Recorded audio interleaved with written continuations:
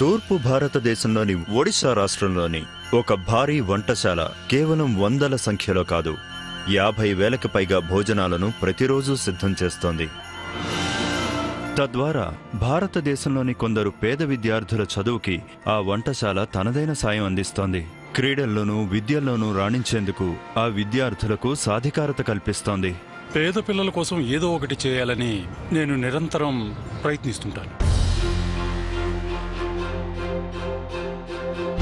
బడి అంటే సొంతిల్లు అనే భావన కలిగేందుకు ఈ వంటశాల సాయపడుతోంది. ఒక్కో బ్యాచ్కి 8,000 మంది చొప్పున 3-4 బ్యాచ్లలో 25,000 భోజనాలు వడ్డిస్తాం. భోజనం, విద్య అనే ఉమ్మడి బాధ్యతను నెరవేరుస్తున్న ఈ భారీ వంటశాలను Kalinga Institute of Social Sciences నిర్వహిస్తోంది.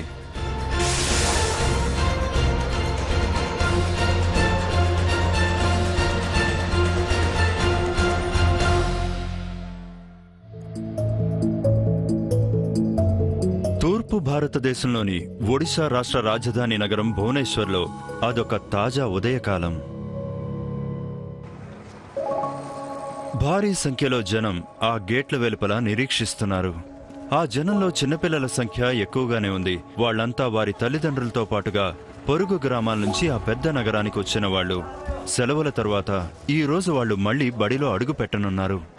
అంటే కళింగ ఇన్స్టిట్యూట్ ఆఫ్ సోషల్ సైన్సెస్లోకి ప్రవేశించనున్నారు. గేట్లకి లోపల విద్యార్థులు, వారి తల్లిదండ్రులు వరుసల్లో నిలుచున్నారు. మీరంతా ఆ లైన్లోకి వెళ్ళండి. గతేడాది ఇక్కడ చదివిన వాళ్ళు మళ్ళీ ఇక్కడే చేరే పనిని వాళ్ళు పూర్తి చేస్తున్నారు. నీ పేరు చెప్పు. రామకృష్ణ, అంతేనా? అవును.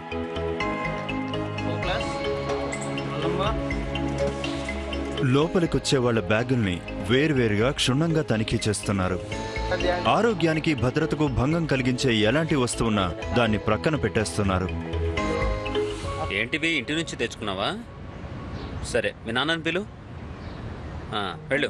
పిల్లల్ని ఇక్కడ వదిలి వెళ్లడం తల్లిదండ్రులకు కష్టమే. ఇవి మీ ఇంటి నుంచి పంపించారు కదా పిల్లల్ని తినమని. ఇక్కడికి ఇలాంటివి ఏమీ తీసుకురాకూడదు. వీళ్ళకి ఏం కావాలన్నా మేమే ఇస్తాం. కానీ వాళ్ళకి ఇదొక తప్పనిసరి ముందు జాగ్రత్త చర్య. మేము ఇక్కడ వాళ్ళకి టిఫిన్, లంచ్, భోజనం అన్నీ అందిస్తున్నాం. వాళ్ళు ఇంటి నుంచి ఏం తీసుకొచ్చినా సరే వెనక్కి పంపించేస్తాం. సరేనా? ఇంకెప్పుడు ఇలాంటివేం పంపించకండి. తీసుకువెళ్ళిపోండి. ఇక్కడ నీకు అన్నీ పెడతారమ్మా. ఇవన్నీ ఒకసారి పట్టుకో.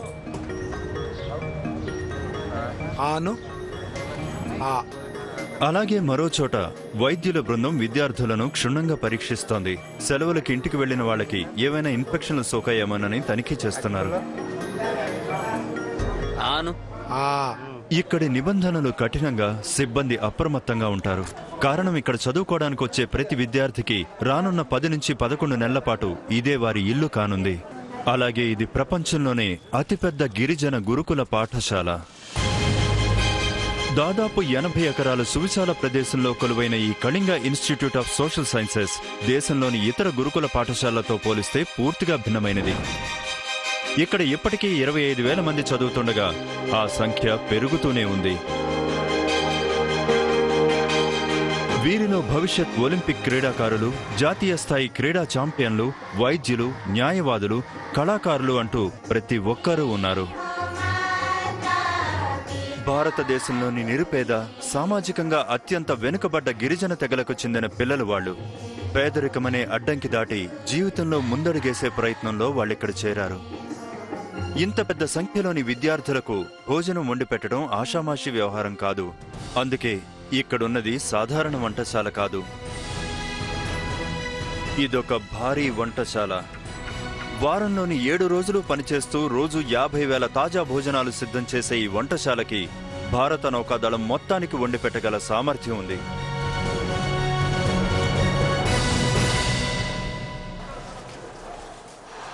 పాఠశాల తొలి రోజు ఉదయం 6 గంటలు.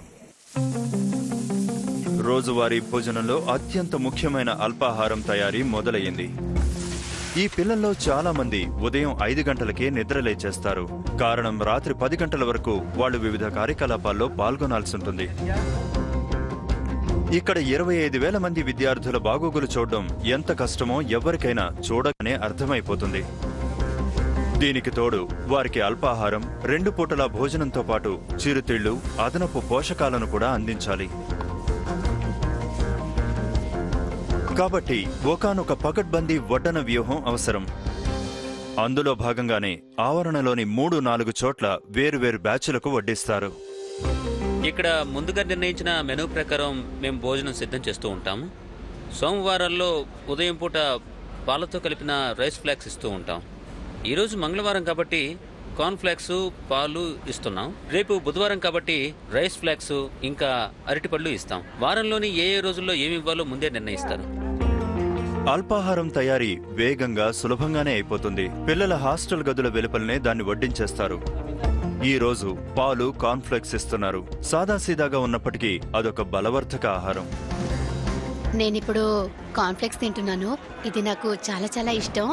దీనివల్ల నాకు శక్తి లభిస్తుంది, అలాగే స్టామినా, ఇంకా ప్రోటీన్ కూడా అందుతుంది.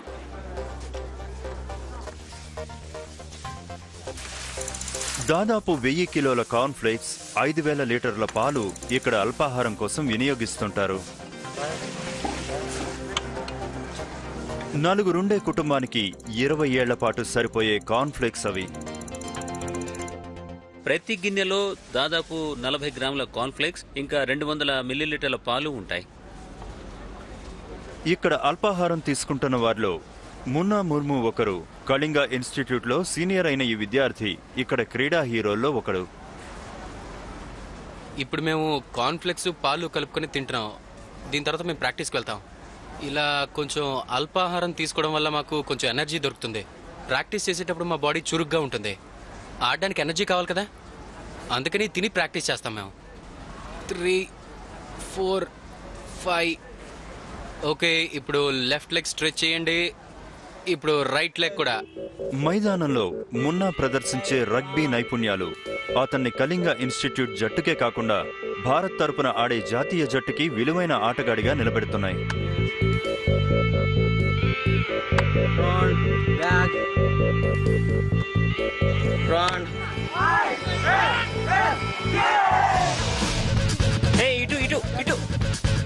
రగ్బీ అనేది బలం, చురుకైన దృష్టికి సంబంధించిన క్రీడ. ఈ విషయాల్లో ఇతర జట్టు సభ్యుల కంటే మున్నా చాలా మెరుగు. ప్రాక్టీస్ చేయండి. వస్తున్నాను. ఓకేనా? 1 2 3 కమాన్. అంతే. మైదానంలో అతను ప్రదర్శించే శక్తిని చూస్తే భారతదేశంలో పోషకాల అందుబాటులో వెనుకబడిన సమాజం నుంచి వచ్చిన కుర్రాళ్ల అతను కనిపించడు.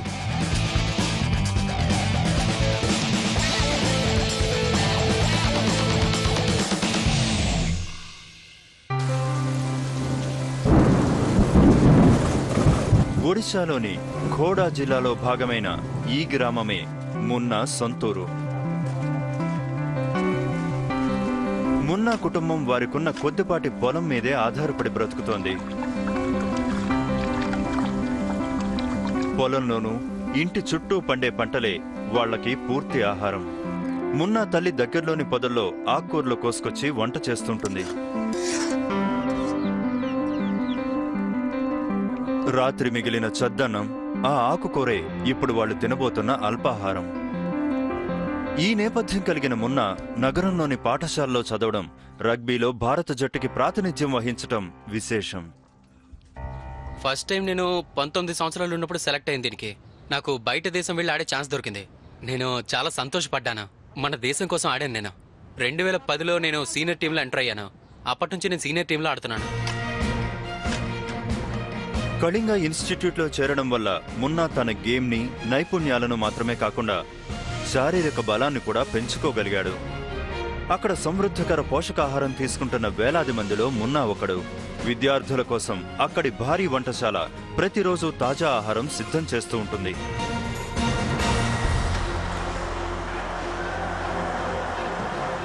భారీ స్థాయిలో వంటలు చేయగల ఈ వంటశాలలో ఒక బ్యాచ్కి 10,000 భోజనాలు సిద్ధం చేయగలరు.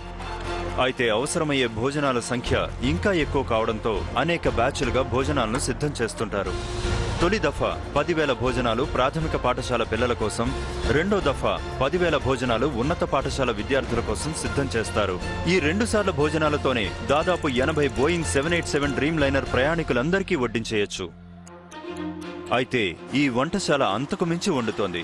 కారణం అండర్ గ్రాడ్యుయేట్, పోస్ట్ గ్రాడ్యుయేట్ విద్యార్థుల కోసం మరో 5,000 భోజనాలు సిద్ధం చేస్తారు. ఇంతటి భారీ స్థాయి వంటలన్నీ మధ్యాహ్నం 12 గంటలకల్లా పూర్తయిపోవాలి. అంటే కేవలం 3 గంటల్లో ఇన్ని వేల భోజనాలు సిద్ధం కావాలి. ఈశ్వర్ అనే ఈ వ్యక్తి ఇక్కడ ఇన్ఛార్జ్. విద్యార్థుల సంఖ్య పెరుగుతున్నట్టే వంటశాలలో భోజనాల తయారీ కూడా పెరుగుతూనే ఉంది. ఇక్కడ వంట చేసే విధానం సాధారణ పద్ధతిలోనే ఉంటుంది. ఇంటికి ఇక్కడికి తేడా ఒకటే. అక్కడ చిన్న పాత్రలో చేస్తాం, ఇక్కడ పెద్ద పాత్రలో చేస్తుంటాం. ఒకప్పుడు ఇక్కడ దాదాపు 14,000 మంది కోసం వంటకాలు సిద్ధం చేసేవాళ్ళం. అందుకు దాదాపు 6:30 నుంచి 7 గంటలు పట్టేది. కొన్నిసార్లు ఆలస్యం కూడా అవుతూ ఉంటుంది, తప్పదు. ఇక్కడి ప్రధాన వంటశాలలో స్టీమ్ కుకింగ్ సౌకర్యం అందుబాటులో ఉంది. 680 లీటర్ల పరిమాణంలోని 8 భారీ పాత్రల్లో కూరగాయలు, పప్పులు ఉడికిస్తారు. 380 లీటర్ల పరిమాణంలోని 20 పాత్రల్లో అన్నం వండుతారు. డీజిల్, ఎల్పీజీ ద్వారా పనిచేసే 4 బాయిలర్లలో తయారయ్యే ఆవిరి ప్రత్యేకమైన పైప్లైన్ల ద్వారా ఈ వంటశాలకి చేరుతుంది. వంటశాలకు పక్కనే భోజనం చేసేందుకు ఒక పెద్ద హాల్ ఉంది. ఇది కూడా ఒక అసెంబ్లీ హాల్ కంటే రెట్టింపు పరిమాణంలో ఉంటుంది. బియ్యం, పప్పులు కడిగి నీటిలో నానబెట్టడంతో ఇక్కడ వంట ప్రక్రియ మొదలవుతుంది. ప్రతిరోజులాగే ఈ రోజు ఇక్కడ భారీగా బియ్యం, పప్పులు శుభ్రం చేస్తున్నారు. ఈ ఒక్కపూట ఉపయోగించే 4,000 కిలోల బియ్యం ఒక గ్రామీణ వ్యక్తికి 50 ఏళ్ల పాటు సరిపోతుంది. అన్నంతో పాటు ఈ రోజు మెనూలో పప్పుతో చేసే డాల్మా అనే కూర వడ్డించనున్నారు.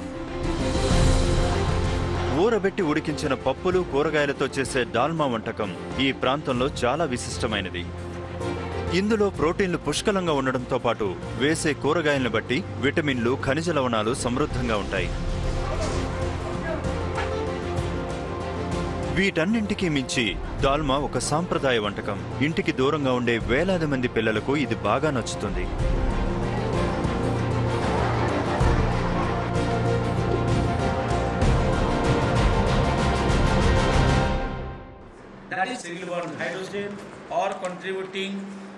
మున్నా తనకంటూ ఒక మెరుగైన భవిష్యత్తుని ఏర్పరచుకోవడంలో కళింగ ఇన్స్టిట్యూట్లోని ఈ తరగతి గది తనదైన పాత్ర పోషిస్తోంది. ఈ రోజు అతను ఒరియా, హిందీ, ఇంగ్లీష్ అంటూ పలు భాషలు మాట్లాడగలడు. కానీ ఇక్కడికొచ్చినప్పుడు అతని పరిస్థితి అది కాదు. ప్రతి ఏడాది ఇక్కడ చేరే వేలాది మంది ఇతర విద్యార్థులాగే అప్పట్లో అతని పరిస్థితి ఉండేది. ఒడిశాలోని 62 గిరిజన తెగలు మాట్లాడే భాష తప్ప అతనికప్పుడు ఇంకేం తెలియదు.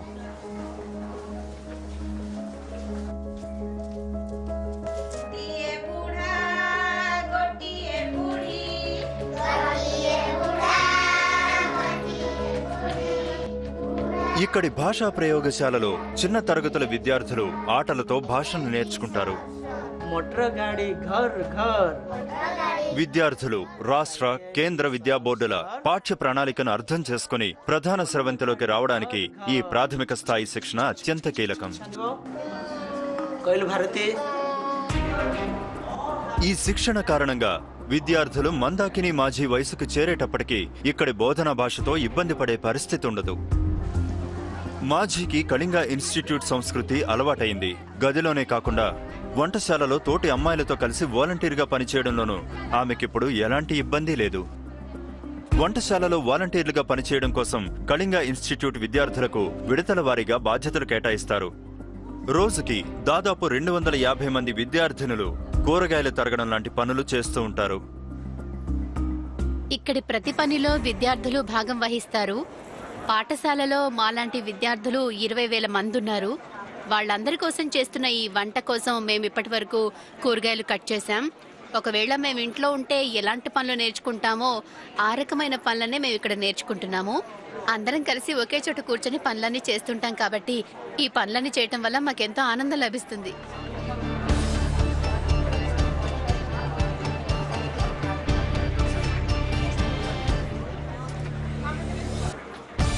వంద నుంచి 130 మంది అమ్మాయిలు ఇప్పటికే పనిలో ఉన్నారు. వీళ్ళంతా 9 నుంచి పోస్ట్ గ్రాడ్యుయేషన్ వరకు చదివేవాళ్లే. వారంలో 7 రోజులకి వాళ్ళకి బాధ్యతలు అప్పగించాం. ఈ రోజు ఇక్కడ దాదాపు 2,400 కిలోల కూరగాయలు తరిగి శుభ్రం చేసి వాటిని కూర చేయడానికి సిద్ధం చేస్తున్నారు. దీన్నే డిగ్నిటీ ఆఫ్ ఫ్లేవర్ అంటాం. ఎవరికీ 50 నిమిషాలకు మించి పని ఉండదు. మైదానంలో కనిపిస్తున్న మందాకిని కళింగ ఇన్స్టిట్యూట్ అగ్రశ్రేణి క్రీడాకారిణిగాను, జాతీయ ఖోఖో జట్టులో సభ్యురాలుగాను ఉంటుంది.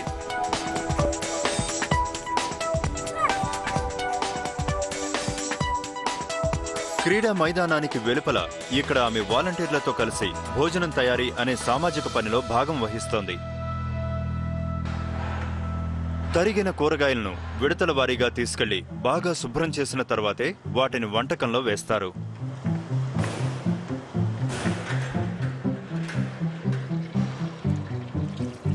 ప్రధాన వంటశాలలోని వంటవాళ్లు వివిధ రకాల మసాలా దినుసులు కలిపి దాల్మా వంటకం కోసం మసాలా సిద్ధం చేస్తున్నారు.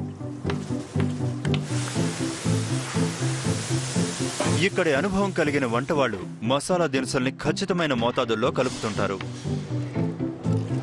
ఒకవేళ మసాలా ఘాటు తగ్గితే అది కుర్రవాళ్ల నోటికి రుచించదు. ఒకవేళ ఎక్కువైతే ప్రత్యేకించి చిన్నపిల్లలు ఆ ఘాటుదనాన్ని ఏమాత్రం తట్టుకోలేరు.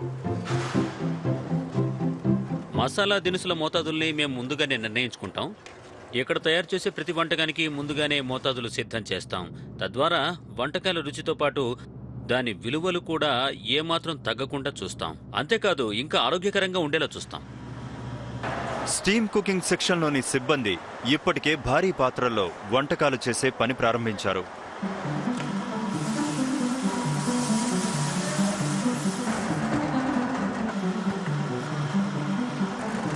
ఈ రోజు చేస్తున్న దాల్మా కోసం దాదాపు 2500 కిలోల పప్పులు, 2400 కిలోల గుమ్మడికాయ లాంటి కూరగాయలను ఉపయోగిస్తున్నారు. ఇక్కడ చిన్న పాత్రల్లో 100 కిలోల బియ్యం ఉడికిస్తాం. 7 నుంచి 8 నిమిషాల్లో అది పూర్తవుతుంది. అలాగే పెద్ద పాత్రల్లో దాదాపు 150 కిలోల పప్పుతో పాటు మరో 200 కిలోల కూరగాయలు ఉడికిస్తాం. వేరే కూరగాయల రకాన్ని బట్టి 17 నుంచి 19 నిమిషాల్లో ఆ పని కూడా అయిపోతుంది. ఇక్కడున్నవన్నీ ఆటోమేటిక్ సిస్టంలో ఉన్నవే. మధ్యాహ్నం దగ్గర పడుతుండగా వంట పని పూర్తిగా జోరందుకుంది. మరి కాసేపట్లో మొత్తం పని పూర్తి కానుంది. ఇప్పటికే మేము 2500 కిలోల బియ్యం వండేశాం. అలాగే 38 క్వింటాళ్ల దాల్మా కూడా సిద్ధమైంది. అయితే ఇంకా మేము 60 క్వింటాళ్లు తయారు చేయాల్సి ఉంది. చూడండి, 11:15 కల్లా ఈ మొత్తం అంతా సిద్ధమైపోతుంది. 12 గంటలకి వడ్డన మొదలవుతుంది.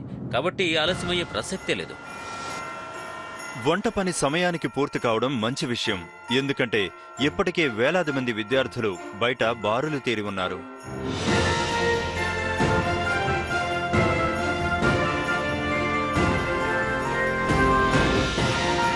విద్యార్థి వాలంటీర్లు కూడా రంగంలోకి దిగేశారు.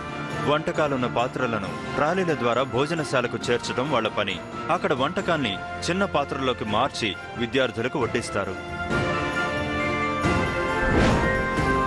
ఈ భోజనశాల విస్తీర్ణం 24,000 చదరపు అడుగులు. అంటే ఈ ప్రదేశంలో 25కి పైగా 2 బెడ్రూమ్ ఇళ్లను నిర్మించవచ్చు.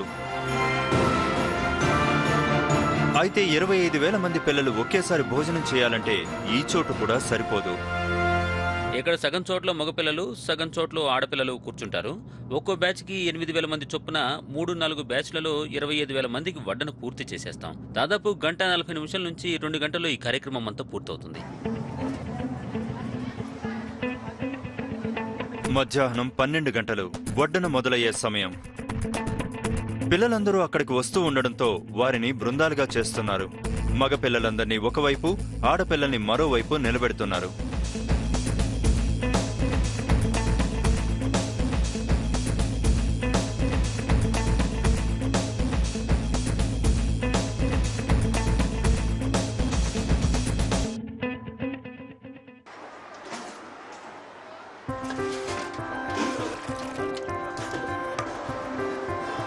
మరో 2 గంటల పాటు ఇక్కడ 1వ తరగతి నుంచి పోస్ట్ గ్రాడ్యుయేషన్ వరకు విద్యార్థులు భోజనం చేయనున్నారు.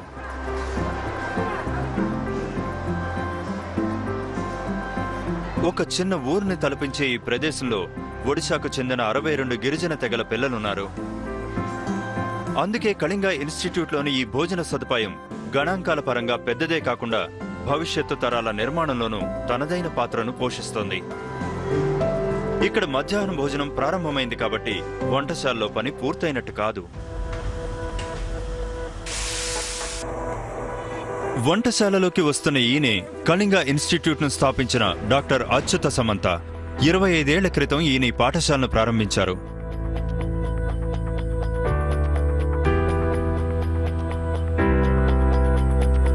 ఒడిస్సాలోని ఒక మారుమూల గ్రామంలో కటిక పేదరికంలో నేను పుట్టి పెరిగాను.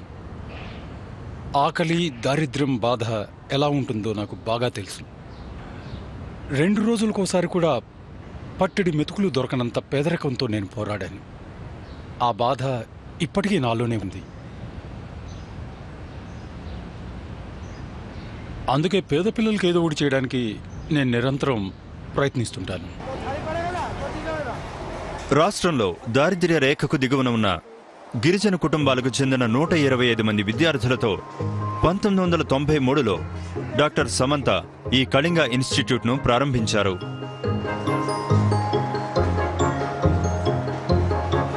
మందాకిని, మున్నా లాంటి వాళ్లు ఈ బడివైపు ఆకర్షితం కావడానికి ఈ వంటశాలలో వడ్డించే పోషకాలతో నిండిన భోజనం కూడా ఒక కారణం.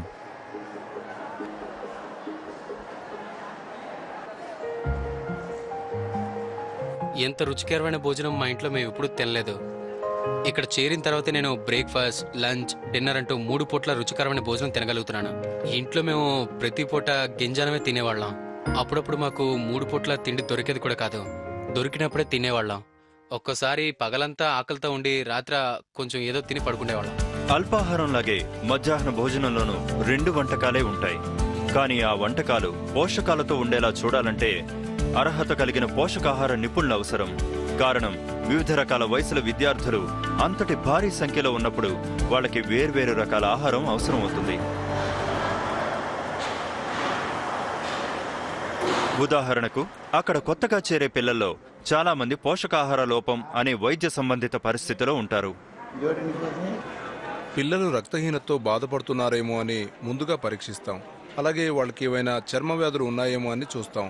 ఈ పరీక్షల తర్వాత వాళ్ళ గ్రామంలో ఏదైనా వైద్య సంబంధిత సమస్యలున్నాయా, వాటికి వైద్యం అందిందా లేదా తెలుసుకుంటాం. ఆ రకమైన సమాచారం ఆధారంగా వారికి మేము ట్రీట్మెంట్ చేస్తాం. అక్కడికి వచ్చే చాలా మంది విద్యార్థుల ఆర్థిక నేపథ్యం అధ్వాన్నంగా ఉండడం వల్ల వాళ్ళు సరైన తిండికి కూడా నోచుకోరు. ఆ పరిస్థితి వాళ్ళ శారీరక, మానసిక అభివృద్ధి మీద ప్రభావం చూపుతుంది. ఎక్కడైతే పిల్లలకి రోజుకి 1 పూటైనా మంచి భోజనం దొరకదో ఆ ప్రదేశం పోషకాహార లోపం కలిగిన ప్రదేశంగా మారుతుంది. అక్కడి పిల్లలు అడవిలో దొరికే పళ్లతో కడుపు నింపుకుంటారు. ఈ పిల్లల్లో పెరుగుదల అసలు ఉండదు. ఇక్కడి పిల్లలకు తరచూ గుడ్లు, పాలు లాంటి అదనపు ఆహారాన్ని ఇస్తారు. శారీరక పెరుగుదల విషయంలో కీలక దశలో ఉన్న చిన్న పిల్లలకు ప్రత్యేకించి ఇలాంటి ఆహారాన్ని అందిస్తారు.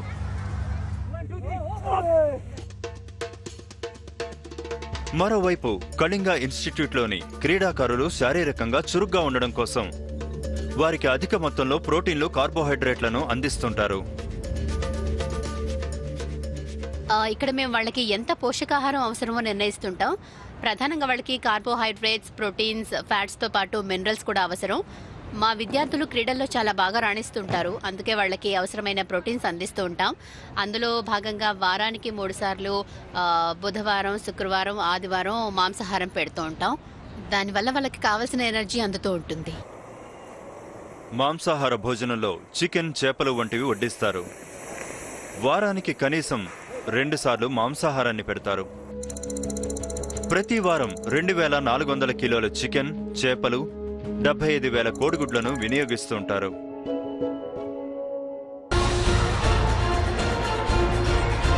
రావడం, భోంచేయడం, వెళ్లడం, మళ్లీ మరో బ్యాచ్ రావడం అంటూ ఈ ప్రక్రియ సాగుతూనే ఉంటుంది.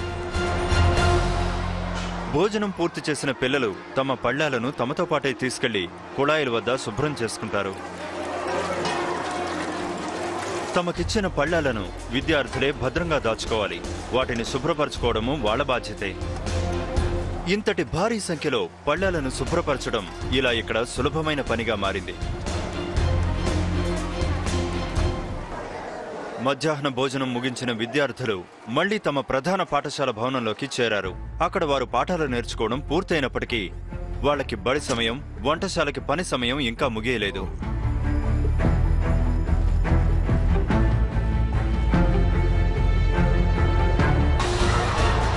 Kalinga Institute of Social Sciences లో 25,000 మందికి పైగా విద్యార్థులకు మధ్యాహ్న భోజనం వడ్డించే భారీ కార్యక్రమం ఇప్పుడే పూర్తయింది.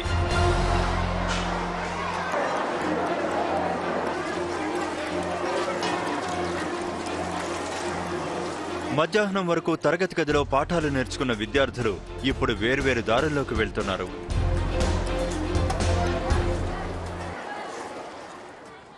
గత కొన్నేళ్లుగా మధ్యాహ్నం భోజనం తర్వాత రంజిత్ నాయక్ క్రీడాస్థానానికి చేరుతున్నాడు. ఉత్సాహం నిండిన ఈ కుర్రాడు ఇప్పుడు భారత ఆర్చరీ సర్క్యూట్లో తనదైన ప్రభావాన్ని చూపిస్తున్నాడు. అయితే జాతీయ ఛాంపియన్షిప్ పోటీలు దాటి మరింత ముందుకెళ్లాలన్నది రంజిత్ లక్ష్యం. రియో ఒలింపిక్స్కి వెళ్లేందుకు పోటీ పడిన నలుగురిలో నేను ఒకడిని. అయితే ఆ భాగ్యం దక్కించుకోలేకపోయాను. కానీ 2020 ఒలింపిక్స్లో పాల్గొని గోల్డ్ మెడల్ సాధించాలని లక్ష్యంగా పెట్టుకున్నాను. ఒక్కసారి ఎక్కువ పెట్టిన తర్వాత మీ దృష్టి మొత్తం ఎయిమ్ మీదే ఉండాలి. ఒకే రిథంలో మీరు రిలీజ్ చేయాలి, స్మూత్లీ. ఓకే. 2016లో రియో ఒలింపిక్కి వెళ్లే అవకాశం నాయక్కి కొద్దిలో తప్పిపోయింది. ఇది అతనిలోని ఒలింపిక్ లక్ష్యాన్ని మరింత దృఢం చేసింది.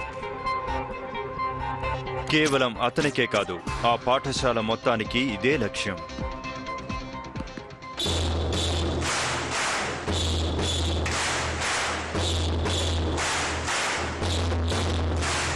ఇతని ఒలింపిక్స్ లక్ష్యం కొద్దిలో తప్పిపోయింది, కానీ శిక్షణ ఆగిపోలేదు. 2020 ఒలింపిక్స్కి ఇతను తప్పకుండా అర్హత సాధిస్తాడు. తన లక్ష్యాన్ని మర్చిపోకుండా ఆట తీరుకు మరింత పదును పెడుతూ ఉంటే అదేం పెద్ద కష్టం కాదు. దీన్ని బట్టి ఏం తెలుస్తోంది?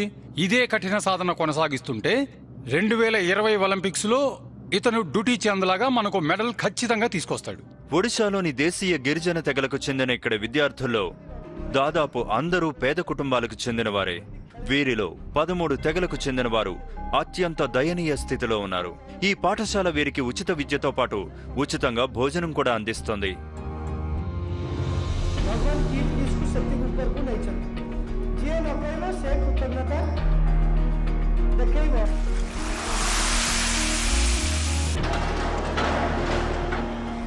డాక్టర్ పి.కే. దాస్ ఈ భారీ వంటశాలకు క్వాలిటీ ఇన్ఛార్జ్.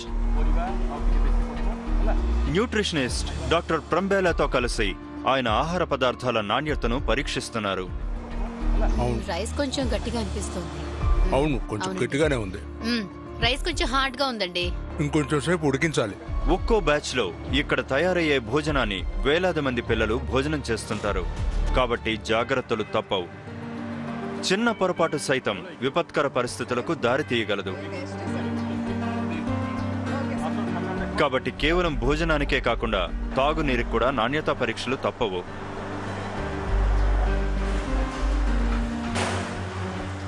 ఇక్కడి 25,000 మంది విద్యార్థులకు తాగునీరు కావాలి.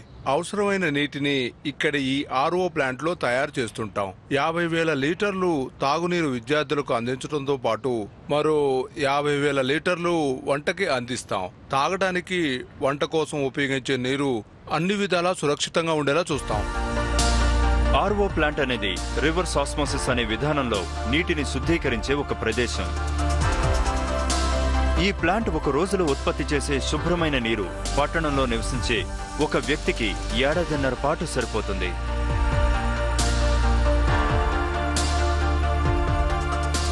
నిరంతరం ఇక్కడ పెరుగుతున్న విద్యార్థుల సంఖ్యకు తగ్గట్టు భోజనాలు సిద్ధం చేయడం ఈ వంటశాలకు సవాలుగానే ఉంటుంది. 1993లో ఇక్కడ కేవలం 125 మంది విద్యార్థులుండేవాళ్లు. 2010 నాటికి ఆ సంఖ్య ఏకంగా 12,000 మందికి చేరింది.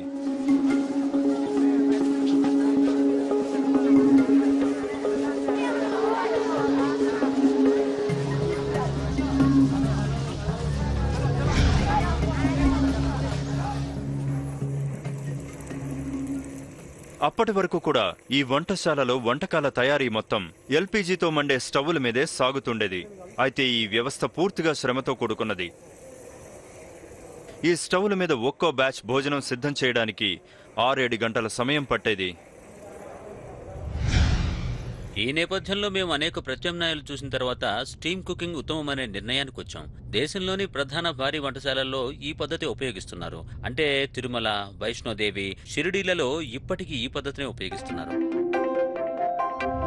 స్టీమ్ పద్ధతి ఎంచుకోవడంతో పైప్ లైన్ల నిర్మాణం కోసం మొత్తం అంతస్తుకి మార్పు చేశారు. ఈ స్టీమ్ వ్యవస్థను వంటశాల మొత్తానికి విస్తరించారు. అంటే ఒక్కో పాత్రకు వేరువేరుగా స్టీమ్ పైపులను బిగించారు. ఈ పైపుల్లో వేడి వృధా కావడం అంటూ ఉండదు. అలాగే గతంలో కంటే ఈ విధానంలో 3వ వంతు వేగంగా వంట పూర్తయిపోతుంది.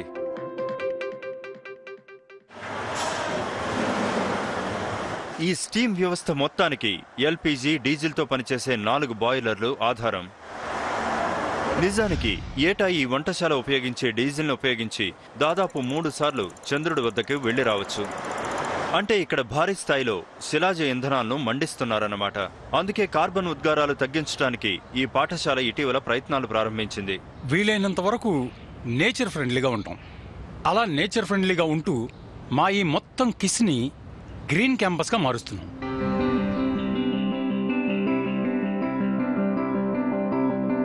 కళింగ ఇన్స్టిట్యూట్లోని గ్రీన్ ప్రాజెక్టుల నిర్వహణ కోసం ఒక అధికారిని నియమించారు. ఇక్కడి వ్యర్థాల నిర్వహణ, పునరుత్పాదక శక్తి, వనరుల ప్రాజెక్టులకి సుబేందు పాండా నేతృత్వం వహిస్తున్నారు. కిస్లో మేము సౌరశక్తిని అనేక మార్గాల్లో ఉపయోగిస్తుంటాం. సౌరశక్తి ద్వారా మేము ఇక్కడ నీటిని వేడి చేస్తుంటాం. అందుకోసం సోలార్ వాటర్ హీటింగ్ వ్యవస్థ ఉపయోగిస్తాం. ఇక్కడున్న వీటికి రోజుకి 10,000 లీటర్ల నీటిని వేడి చేసే సామర్థ్యం ఉంది. ఈ నీటిని మేము నేరుగా వంటశాలకు పంపిస్తాం. అక్కడ లంచ్, డిన్నర్ రెడీ చేయడానికి ఈ వేడి నీళ్లు ఉపయోగపడతాయి. దీనివల్ల మా ఎల్పీజీ వినియోగం చాలా తగ్గుతోంది. 24,000 చదరపు అడుగుల విస్తీర్ణం కలిగిన భోజనాల హాల్లోని లైట్లు, ఫ్యాన్ల వంటివన్నీ సౌరశక్తితోనే పనిచేస్తుంటాయి.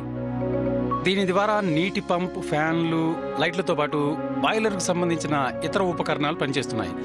పునరుత్పాదక శక్తిని ఉపయోగించడం అనేది కిస్లో సంప్రదాయ విధానంగా ఉంటుంది. ఈ విధానం ద్వారా పునరుత్పత్తి చేయలేని శక్తి వనరుల వినియోగాన్ని తగ్గించే ప్రయత్నం సాగుతోంది.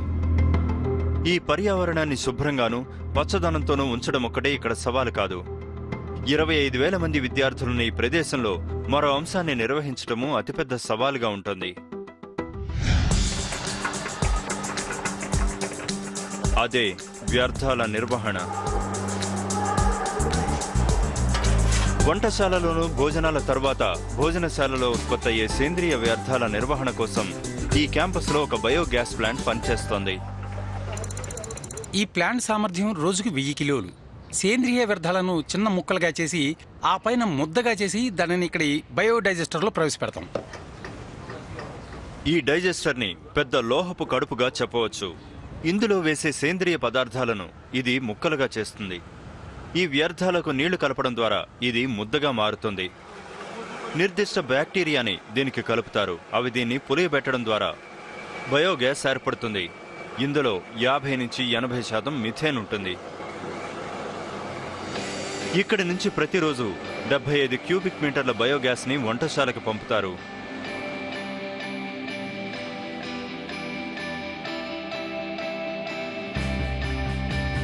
ఈ క్యాంపస్లో విద్యార్థుల సంఖ్య పెరుగుతూనే ఉండడానికి చాలా కారణాలున్నాయి. జూడో సాధన ముమ్మరంగా సాగుతోంది.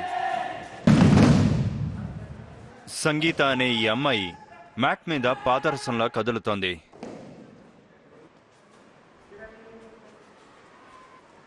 ఈ కళింగ ఇన్స్టిట్యూట్ లేకపోయి ఉంటే ఆ అమ్మాయి విద్యాభ్యాసం నిరాటంకంగా సాగేది కాదు.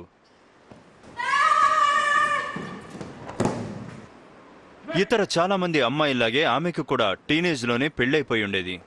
నిజానికి తల్లిదండ్రులు తమ పిల్లల్ని పాఠశాలలో విడిచిపెట్టడానికి కారణం వాళ్ళకి చదువు చెబుతారనే కాదు, ఇక్కడైతే 3 పూటలా తిండి పెడతారని. అందుకే ఇప్పుడు ఇక్కడి మొత్తం విద్యార్థుల్లో అమ్మాయిల సంఖ్య 60% ఉంటుంది. నిజానికి అది చాలా కష్టమైన పని. తల్లిదండ్రులకి మేము అనేక విధాలుగా నచ్చజెప్తాం. నెమ్మదిగా వాళ్ళకి ఇక్కడ పరిస్థితి అర్థమవుతుంది. పిల్లల్ని ఇక్కడ వదిలేందుకు వాళ్ళు సిద్ధపడతారు. అంటే తామెలాగూ చదువుకోకుండా నిరక్షరాస్యులుగా మిగిలిపోయాం. తమ పిల్లలైనా నాణ్యమైన చదువు నేర్చుకోవాలని వాళ్ళు నిర్ణయానికి వచ్చారని మనం అర్థం చేసుకోవచ్చు. పిల్లల విషయంలో వారి తల్లిదండ్రులకు ఇచ్చిన మాట నిలబెట్టుకునేందుకు ప్రతిరోజు ఈ పాఠశాల శ్రమిస్తుంటుంది. అయితే విద్యార్థులకు ఇది తమ ఇల్లు అనే భావన కలగాలంటే అందుకు చాలా పెద్ద ప్రణాళిక అవసరం.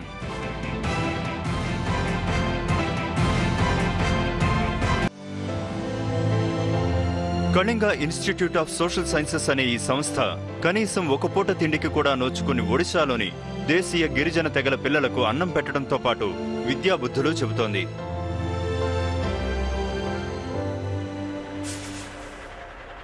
భారీ మొత్తాల్లో తాజా కూరగాయల మూటలతో నిండిన వ్యాన్లు ఇప్పుడే Kalinga Institute of Social sciences ఆవరణలో అడుగు పెడుతున్నాయి.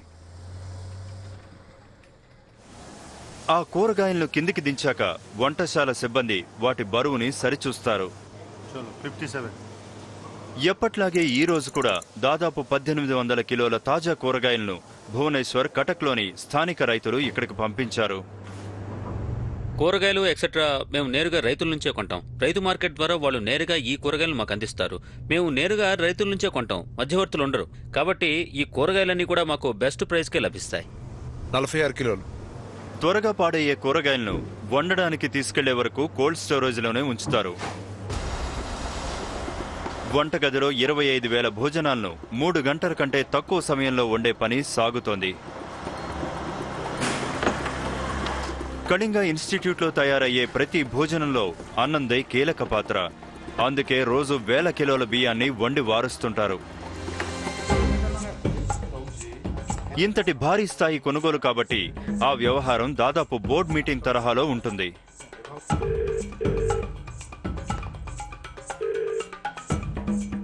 సార్ తీసుకొచ్చాం సార్. సరే, తీసుకొచ్చారా?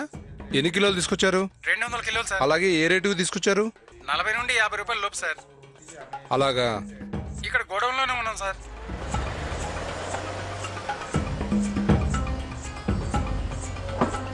అవసరమైన బియ్యాన్ని వారానికోసారి కొనుగోలు చేస్తుంటారు.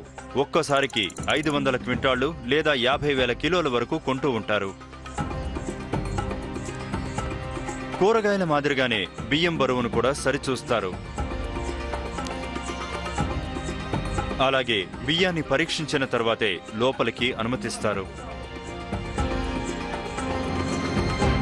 తప్పకుండా నాణ్యత చూస్తాం. ఆర్డర్ సందర్భంగా చూపించిన నాణ్యతలోనే బియ్యం సరఫరా చేశారా లేదా అని పరిశీలిస్తాం. నాణ్యత, బరువు లాంటి అన్ని అంశాలను ఈ సందర్భంగా మేము తనిఖీ చేస్తాం. ఇందులో ఏది సంతృప్తిగా లేకపోయినా ఆ బియ్యాన్ని తిప్పి పంపిస్తాం. ఇలా అన్నింటి నాణ్యతను జాగ్రత్తగా చూడడం తప్పనిసరి. ఎందుకంటే 6 ఏళ్ల కంటే తక్కువ వయసు పిల్లలు కూడా ఈ పాఠశాలలో ఉన్నారు. మణీందర్ ఈ పాఠశాలలో అడుగుపెట్టే సమయంలో అతనికి 6 ఏళ్లు కూడా లేవు. 2011లో నేను ఇక్కడ 1వ తరగతిలో చేరాను. మా అమ్మ నాన్నలు వదిలేసి నేను ఇక్కడికి వచ్చినప్పుడు నాకు చాలా బాధేసింది. వాళ్ళందరినీ నేను వదిలేసి వచ్చాను కదా, అందుకని చాలా బాధపడ్డాను. కానీ నేను ఇప్పుడు సంతోషంగా ఉన్నాను. మణీందర్ ఈ పాఠశాలకు అలవాటు పడ్డానికి ఎక్కువ రోజులు పట్టలేదు. ఇప్పుడు అతనికి 11 ఏళ్లు. గణితంలో చురుగ్గా ఉండే ఆ కుర్రాడు చెస్లో సహజ సిద్ధమైన ప్రతిభ కనపరుస్తున్నాడు. నాకు మ్యాథ్స్ అంటే చాలా ఇష్టం. చెస్ ఆడటం వల్ల నాకు మ్యాథ్స్ బాగా వస్తుంది. ఎలాగైనా చెస్ మాస్టర్ కావాలనేది నా కోరిక.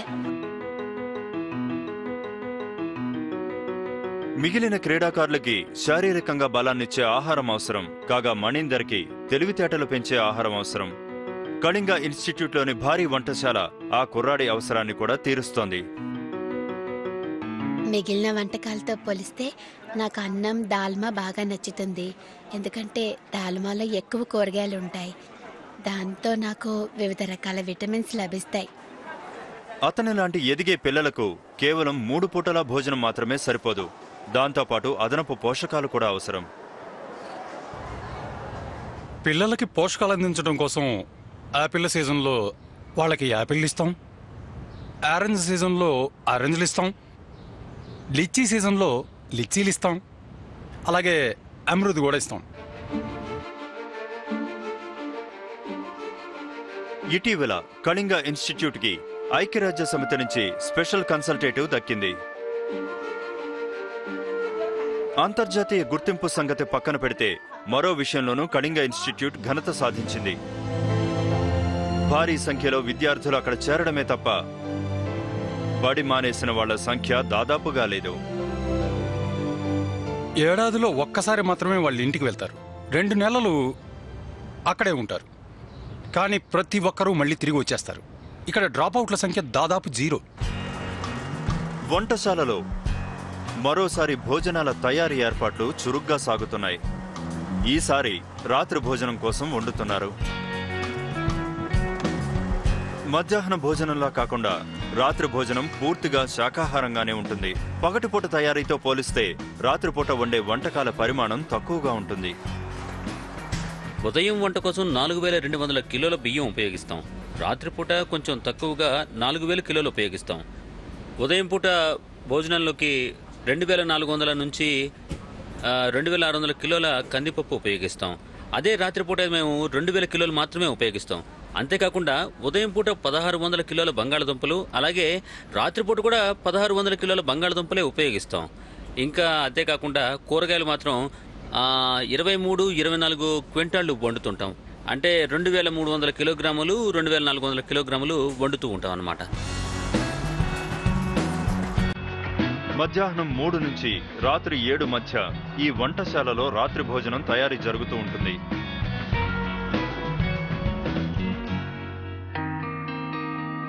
కళింగ ఇన్స్టిట్యూట్ క్యాంపస్లో రాత్రి అవుతోంది. రాత్రి భోజనం వడ్డించే పని మొదలయ్యింది. విద్యార్థులు పెద్ద సంఖ్యలో అక్కడికి చేరుకుంటున్నారు. వాలంటీర్లు పనిలో ఉన్నారు. వచ్చిన వాళ్ళకి అన్నం కూర వడ్డిస్తున్నారు. ఇక్కడి పిల్లల్లో చాలా మందికి ఉదయం 5ంటికే రోజు మొదలవుతుంది. అందుకే యూనిఫామ్ తీసేసిన పిల్లలు ఇప్పుడు విశ్రాంతిగా కనిపిస్తున్నారు.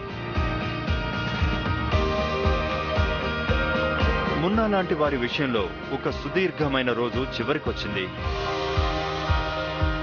ఈరోజు చాలా బాగా గడిచింది.